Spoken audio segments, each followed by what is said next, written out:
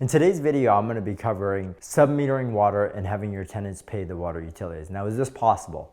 Everything's possible in this world, but it does take certain steps. Typically, in a condo association, the water is going to be included. They don't have it separately metered, so you don't have to really worry about it as much if you have a condo.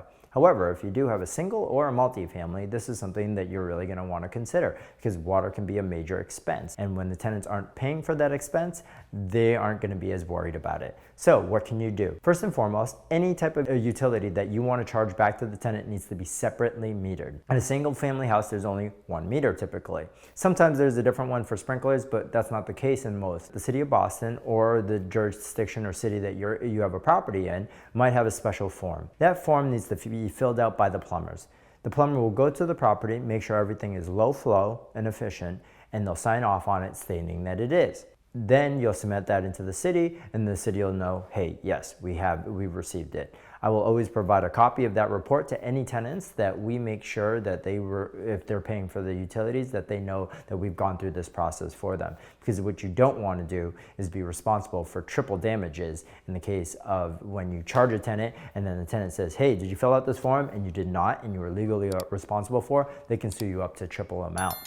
And I've seen that happen with other landlords that didn't do this, and costing them almost tens of thousands of dollars. The water bills in Boston actually stay in the owner's name. So we'll typically pay that water bill, and then what'll end up happening is that we're gonna add it back to the tenant ledger, and we're gonna provide them a copy of the bill. That we can't actually put it in the tenant's name. So it's a little bit more work, but we'll do it in order to save you, the landlord, or make you more money. So we'll fill out that form with the plumber, we're gonna get those bills, we're gonna pay those bills, add it to the tenant ledger. So those are single families, that's pretty straightforward. Let's talk about multifamilies for a second. So if you have 4 units in a building, the majority of landlords, unless it's a new construction building, don't have separate water meters. But your water bills could range anywhere between $50 and $100+ per month per unit. So what can you do? All right, so we work with separate companies that will actually come in and they'll put a single meter reader in.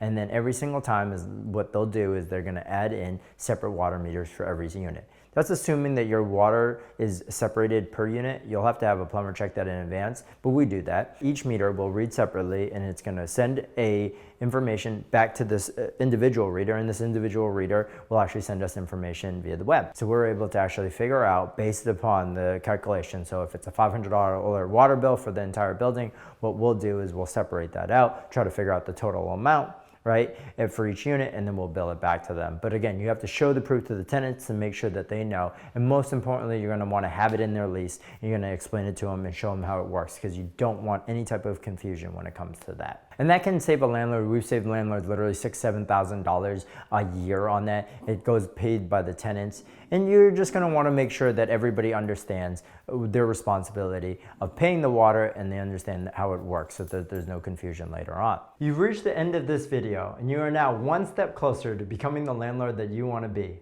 With easy to follow guides and self-paced exercises crafted from decades of experience, you're sure to learn everything you need to know and nothing that you don't. Check out the description for more details.